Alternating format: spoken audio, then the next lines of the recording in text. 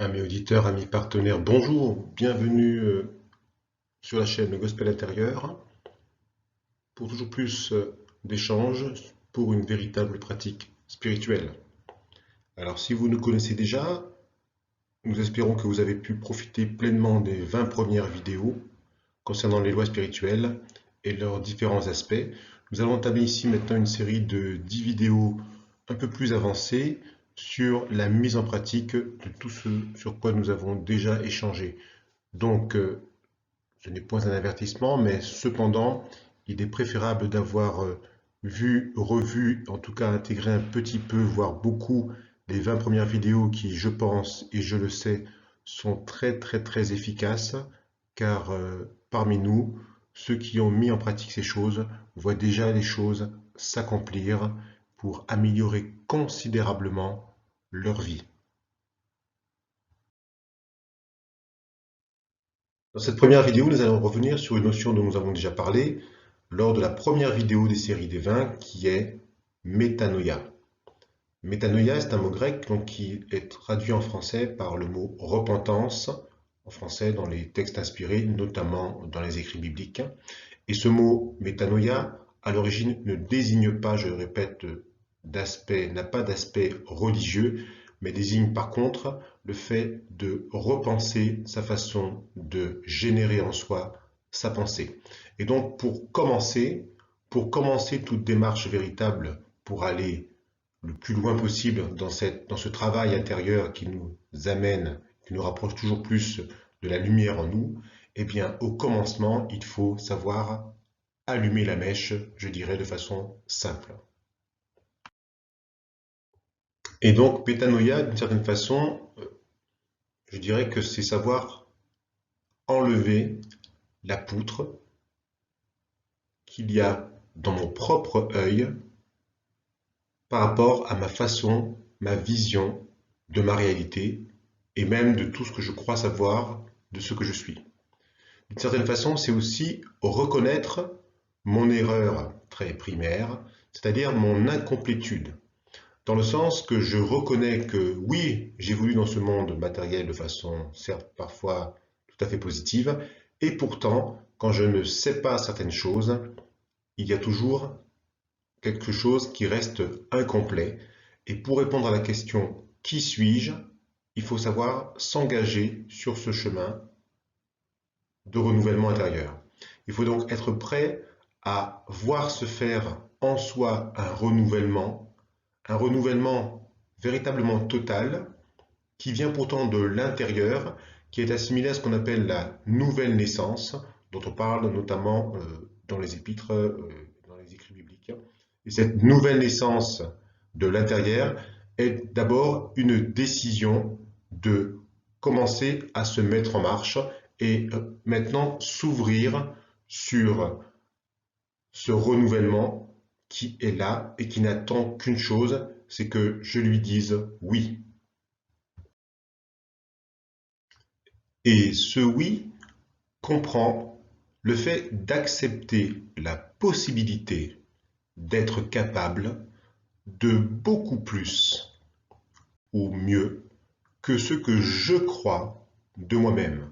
Autrement dit, quand vous ne connaissez pas du tout qui vous êtes sur le plan spirituel, en tout cas ce que disent les Écritures, les traditions spirituelles sur ce que vous, en tant qu'être humain, êtes, eh bien, pour vous ouvrir à cette possibilité d'être, cette capacité qui est en vous, il faut se mettre en marche. Et c'est en cela que toutes les choses spirituelles, toute la chose spirituelle, quand on parle du divin, quand on parle de Dieu, quand on parle du divin en moi, eh bien, Dieu, le divin en moi, on dit qu'il ne fait pas assertion de personne. Ça veut dire qu'en fait, que vous soyez ce que vous êtes dans votre vie commune ou le président de la République, cela ne change rien. Tout être humain sur la planète Terre, tout être humain a accès à ces choses parce que par nature, il est avant tout un être humain dans un cadre donné. Et donc, il ne s'agit pas de croire que certains sont plus doués que d'autres. En fait, nous avons tous la même capacité à mettre en action ce qu'il y a en nous qui dort et qui n'attend qu'une chose, c'est à être mise au service tout d'abord de nos besoins de tous les jours en tant qu'être vivant dans un corps physique, mais aussi pour d'autres besoins intérieurs à nous-mêmes ou même qui nous entourent. Et en cela, pour faire ce travail, il faut savoir que toutes les traditions le disent, Dieu, le divin ou toute autre appellation qui désigne une telle transcendance a davantage confiance en moi que moi en moi-même. Ça veut dire que ces choses, le divin en moi est beaucoup plus puissant que ce que je crois. Et donc, tant que je n'accepte pas cela, il ne fait qu'attendre que je m'en rende compte et que je me mette en marche pour véritablement devenir ce que je suis. Il faut savoir se poser cette question, ai-je une juste opinion de moi-même? C'est-à-dire, est-ce que ce que je crois que je suis, ce que je crois que je suis capable de faire, est-ce la vérité? Et la vraie humilité consiste pas à dire je peux ceci et pas cela, ou je peux tout et n'importe quoi, ou je peux rien et rien du tout. C'est de savoir ce dont je suis capable de par ma constitution à l'image du divin, puisque c'est ce que révèlent les Écritures et ce dans beaucoup de traditions. Nous aurons l'occasion d'en reparler. Alors, que je me définisse comme ayant une religion, étant croyant, ou que je me dise athée, agnostique, mystique, philosophique ou ce que vous voulez, eh bien, il faut savoir qu'il y a autant de façons de croire, c'est-à-dire d'envisager sa place dans ce monde global en tant qu'être humain. Et cette façon de croire, il y a autant de façons de croire que d'êtres humains sur Terre. Il y a même un grand sage qui a dit qu'il y a autant de religions que d'êtres humains. Voilà.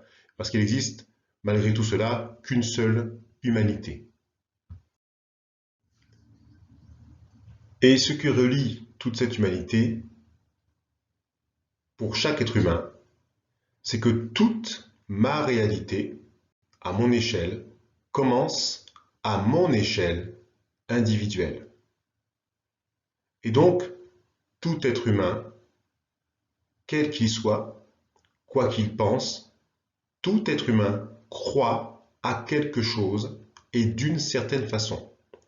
Et en ce sens, c'est en ce sens qu'il y a autant de façons d'être en rapport avec les choses de l'esprit, avec la chose spirituelle, avec le divin, avec Dieu, si certains prénomment la chose Dieu, avec le monde immatériel, spirituel, autant de façons d'être en rapport avec cela que d'être humain.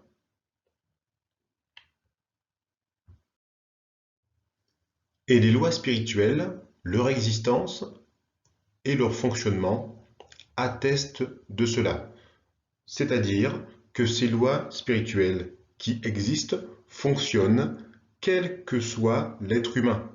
Il ne s'agit pas de dire j'y crois pas, cela ne change rien. C'est un peu comme, j'ai déjà dit et répété, comme la loi de la gravité. Vous êtes un être humain ou un être vivant dans le contexte terrestre, eh bien vous subissez la loi de la gravité. Que vous soyez Einstein ou un Esquimau au pôle Nord ou je ne sais qui d'autre sur Terre qui ne connaît pas forcément E égale mc2 et toutes les conséquences de la loi de la gravité, vous subissez la loi de la gravité. Et bien de même, les lois spirituelles sont intégrées à notre existence dans le sens que nous sommes des êtres humains qui avant tout sommes des êtres de nature spirituelle constitutionnellement, qui vivons dans un corps physique et qui avons un plan moyen, dirait-on, émotionnel, intellectuel, etc., qui est globalement l'âme, pour simplifier les choses. Et donc, dans ce cadre-là, les lois spirituelles s'adressent à tout un chacun, et tout un chacun fonctionne selon ces lois spirituelles, qu'il en ait conscience ou pas, et à son avantage ou à son désavantage, suivant ce qu'il en fait et suivant son avancement dans la prise de conscience et la mise en pratique et la connaissance de ces choses. Sachant cela, prenons conscience de cette réalité, eh bien, il faut savoir que métanoïa, autrement dit la repentance, est une décision libre dans le sens qu'elle n'est pas forcément l'aboutissement d'une réflexion.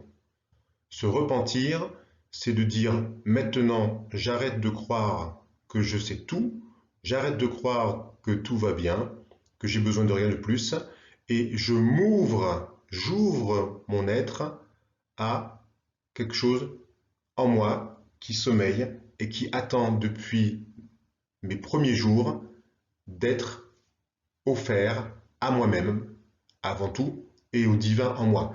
Et en ce sens, se repentir, c'est décider de commencer à repenser sa façon de générer sa pensée en soi pour voir s'accomplir des choses extraordinaires dont nous sommes capables au nom du divin qui est en nous.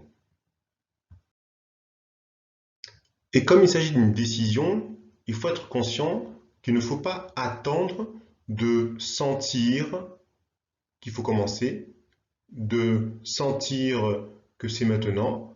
Bien sûr, on peut être à l'écoute de soi-même, mais avant tout, rappelez-vous qu'il s'agit d'une décision. Même si vous ne sentez pas que c'est le moment, vous pouvez décider de vous mettre en marche. C'est deux choses totalement différentes. En tout cas, il ne faut pas confondre ces deux. Je peux commencer sans attendre de sentir. Voilà. Sinon, si vous n'attendez que de sentir, que d'avoir un signal extérieur ou intérieur, eh bien, vous restez d'une certaine façon esclave des sentiments ou de tout ce qui est dedans qui vous fait croire que forcément ce qui vous parle à l'intérieur est juste, ce qui n'est pas forcément vrai. Et dans ce cas-là, on dit que vous continuez ou je continue à marcher selon la chair. La chair, on ne parle pas de chair sur le sens physique, on parle de chair dans le sens le vieil être global que vous êtes globalement, qui croit savoir tout de lui-même et qui ne peut pas imaginer ce à quoi il va s'ouvrir après avoir décidé de se mettre en marche. Et se mettre en marche vers quoi? Eh bien, vers le fait de commencer à marcher selon l'esprit lumineux, selon l'esprit, selon la lumière, selon le divin qui est à l'intérieur de nous, qui va totalement nous renouveler dans notre façon de fonctionner et de déployer ce que nous sommes véritablement. Donc retenir que donc la repentance, métanoïa, est en fait un commencement, une décision pour commencer à repenser sa façon de générer en soi tout ce qui est généré en soi. J'ai dit sa façon de penser, mais en fait, sa façon de repenser, de générer tout ce qui est pensé, tout ce qui est généré à l'intérieur de soi. Et pour tout cela, il faut bien sûr, après avoir décidé, il faut commencer. Je remercie cette fameuse maxime que tout le monde connaît, aide-toi et le ciel t'aidera. Pour information, cette phrase n'est pas dans la Bible, mais elle pourrait bien y figurer. Et ce commencement va alors me faire prendre conscience que je vais pouvoir évoluer dans le royaume du divin, le royaume de Dieu, qui est, je le rappelle ici, c'est un rappel, compte féro les vidéos précédentes, le royaume du divin, le royaume de Dieu est à l'intérieur de moi. Et donc, il est écrit, je l'ai déjà longuement exposé dans d'autres vidéos, que j'ai la capacité de voir, d'entrer dans ce royaume intérieur, d'y gouverner ma vie avant tout, et ceci depuis la légitimité de ma position de créature du divin, ayant maintenant le privilège de devenir enfant du divin, étant assis à la droite du divin, à la droite de Dieu. L'expression consacrée qu'on retrouve le plus souvent dans l'écriture, c'est étant en Christ, c'est-à-dire par mon être intérieur, à l'image du divin, à l'image du Christ, à l'image de Christ. Eh bien, je vais pouvoir commencer, une fois que j'ai décidé, à évoluer selon les lois spirituelles du royaume. Et ces lois qui débutent dans mon royaume intérieur, va générer tout ce qui se passe d'abord dans mon royaume intérieur, qui va ensuite déborder vers l'extérieur dans tous les aspects de mon existence. Et c'est à partir de cette légitimité, de ma position en Christ, de ma position dans cet être intérieur à l'image du divin, que je vais pouvoir exprimer tous les aspects de mon existence, car cette légitimité est inscrite en moi, elle est inscrite en moi par la parole du divin qui est gravée dans mon cœur spirituel.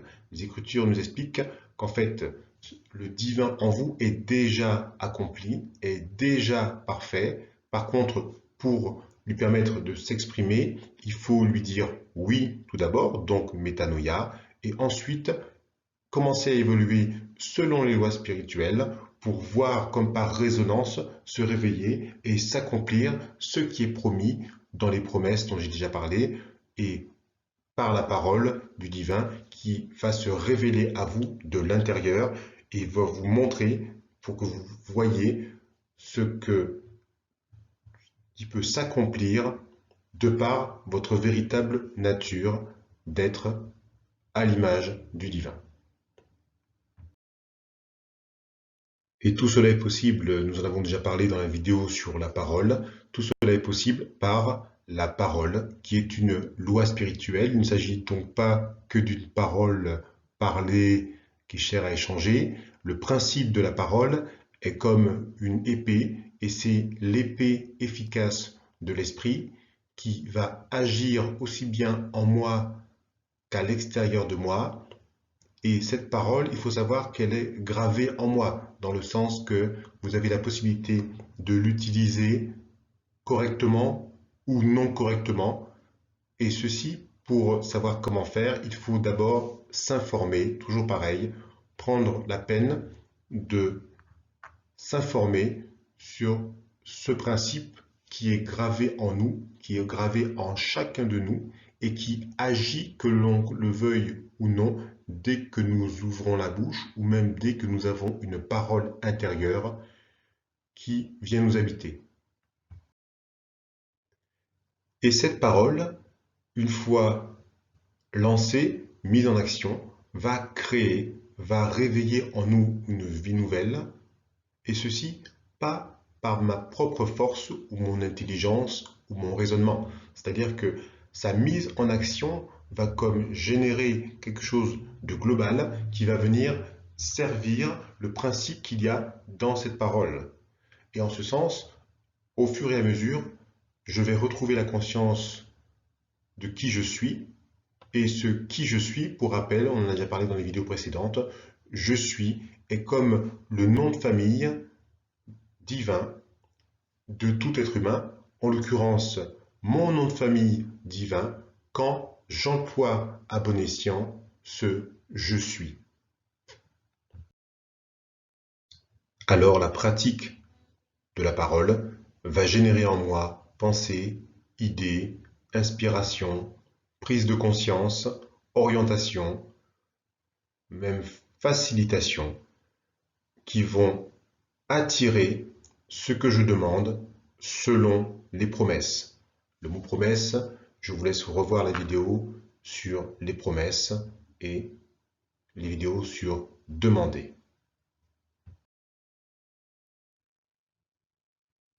Comprendre encore que c'est toujours maintenant le bon moment pour commencer. Savoir que c'est pas demain, c'était pas hier, c'était pas, ce ne sera pas forcément dans 3 ans, quand toute ma matérialité aura été apaisée par ma propre volonté et mes propres efforts. Il faut savoir que c'est toujours maintenant le bon moment pour commencer, car il est écrit, à chaque jour suffit sa peine, mais il est écrit aussi, c'est aujourd'hui le jour du salut, c'est aujourd'hui le moment favorable, toujours aujourd'hui et maintenant. Et pour commencer simplement, il faut simplement commencer comme on sait. C'est-à-dire partir d'où l'on est maintenant. C'est un peu la métaphore que je reprends de la multiplication des pains et des poissons par Jésus dans les évangiles. Vous remarquerez qu'il ne part jamais de rien pour faire une multiplication. Il faut toujours qu'il y ait un minimum initial de rares pains, de rares poissons, qui vont être additionnés et multipliés par le principe de la mise en pratique des lois spirituelles du divin. Donc toujours retenir que nous sommes toujours suffisamment armés maintenant, nous possédons toujours maintenant le petit ou le presque rien qui est largement suffisant pour être multiplié par tout ce qui va suivre. Ne jamais se dire qu'on n'a pas assez pour commencer. Nous avons toujours assez pour commencer aux yeux du divin, aux yeux de Dieu. Car en effet, je le répète ici encore une fois, la mise en pratique des lois spirituelles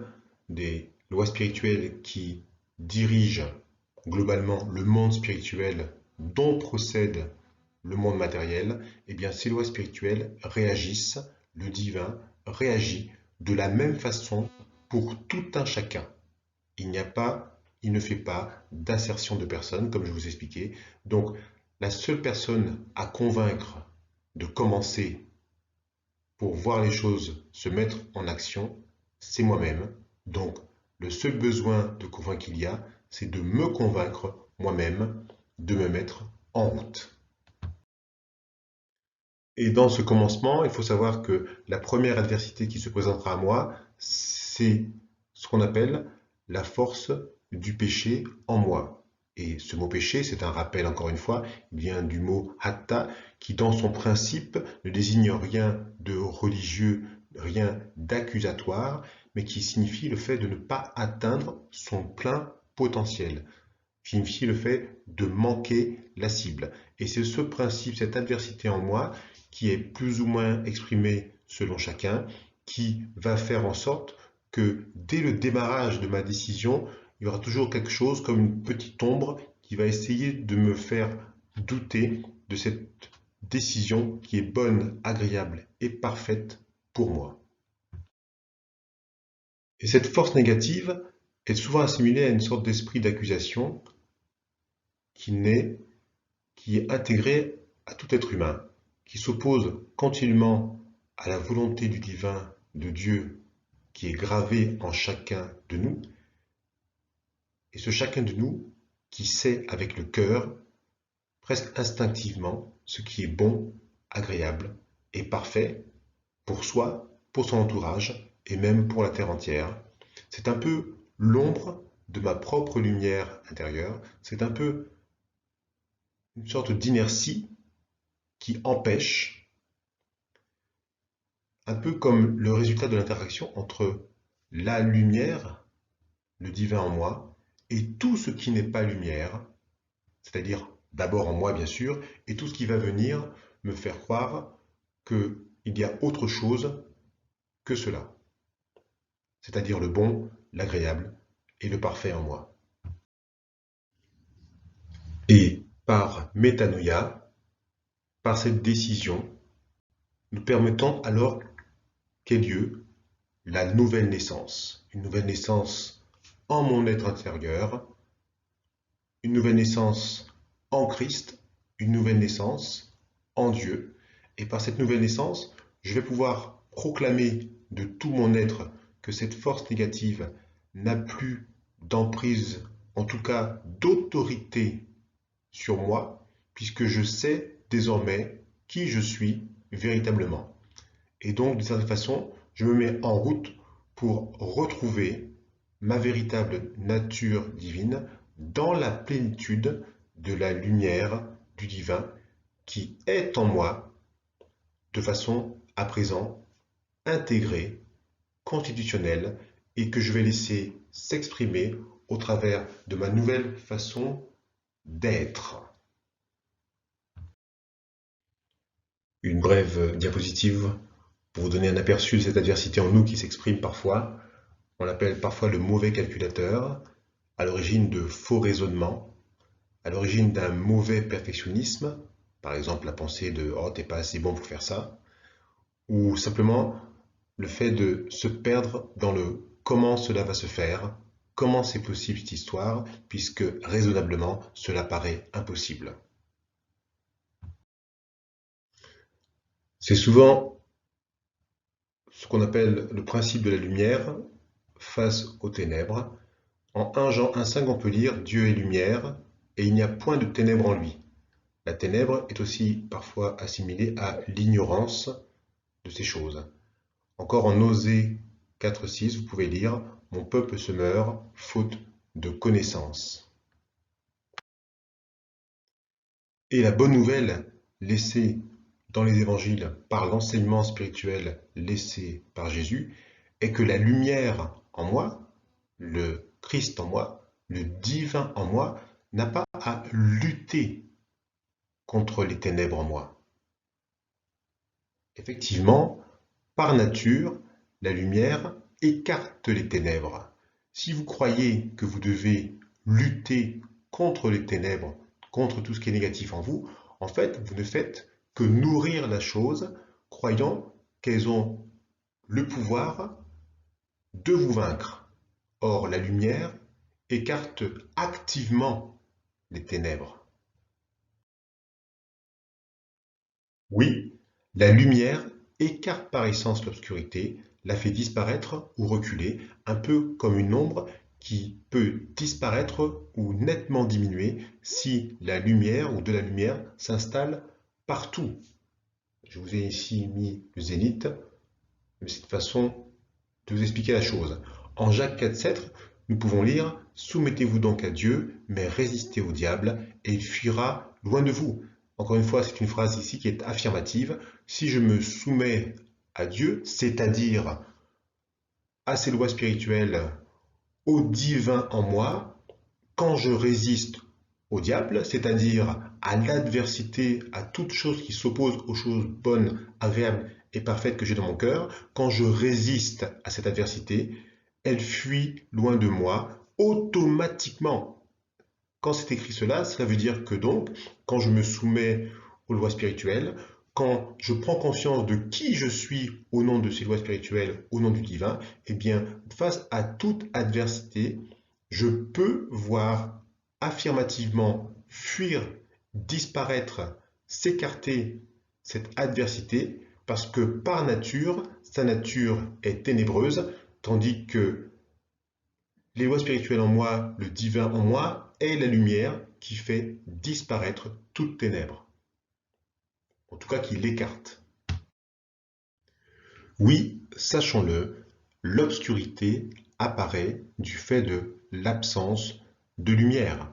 En effet, moins de lumière favorise l'obscurité et plus de lumière tend à faire disparaître toute obscurité. Et si vous faites l'expérience d'essayer de faire disparaître l'ombre, on va dire, d'un objet éclairé, eh bien vous verrez que c'est très difficile, il faut beaucoup de lumière. Eh bien, métaphoriquement, de la même façon, quand le divin en nous, le lumineux en nous augmente, il va avoir tendance à faire diminuer au maximum, voire disparaître, mais ça c'est idéal, l'obscurité, les ténèbres en nous, sans jamais forcément y arriver tant que nous sommes dans cette incarnation charnelle, dans cette incarnation physique, qui a l'image d'un objet physique, fait que, eh bien, il est quasiment impossible de faire totalement disparaître une ombre d'un objet éclairé, mais par la lumière qui devient prépondérante, cette obscurité va disparaître et tendre vers une totale disparition. Et ceci va se faire tant que nous sommes dans cette incarnation physique charnelle, mais il en est autrement quand nous devenons pur esprit. Rappelons-nous aussi que, par principe, tout ce qui est obscurité, tout ce qui est ténèbres, n'a aucune autonomie, n'a aucune vie en elle-même et n'a pas le pouvoir créateur du divin, n'a pas le pouvoir créateur de la lumière. Donc rappelons-nous cela, quand toute chose adverse vient nous obscurcir notre vision intérieure, sachons nous rappeler que tout ce qui n'est pas bon, agréable et parfait en nous n'est que l'ombre au tableau, n'est que l'ombre à cette lumière qui veut se révéler en nous. Oui, la lumière éclaire, elle est active, l'obscurité est passive et n'a pas de vie en elle. L'obscurité disparaît ou diminue quand la lumière brille à son maximum et la lumière possède en elle le principe de vie. Le divin possède en lui le principe de vie et il ne peut y avoir rien d'autre que ce divin, que ce principe de vie. Relecture. Dieu est lumière et il n'y a point de ténèbres en lui. 1 Jean 1,5. Ténèbres, ignorance, absence de connaissance. Mon peuple se meurt faute de connaissance. Osée 4,6. Ce sont des citations bibliques.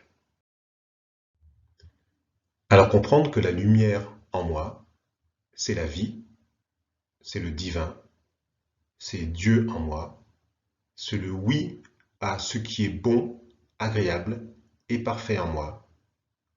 C'est l'amen, qui est le mot qui est traduit souvent par ainsi soit-il, plus exactement, qu'il en soit fait ainsi. En 1 Jean 4,4, ceci est rappelé, celui qui est en moi est plus fort que celui qui est dans le monde.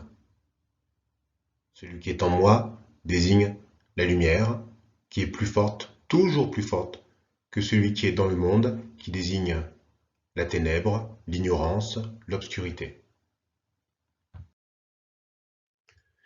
Et face à toute adversité, face à toute ombre à notre tableau intérieur, face à toute ténèbre, il faut savoir qu'il n'y a un seul combat, il n'y a qu'un seul combat à mener, c'est ce qu'on appelle le bon combat de la foi. En 1 Timothée 6,12, nous pouvons lire « Combat le bon combat de la foi, saisis la vie éternelle ».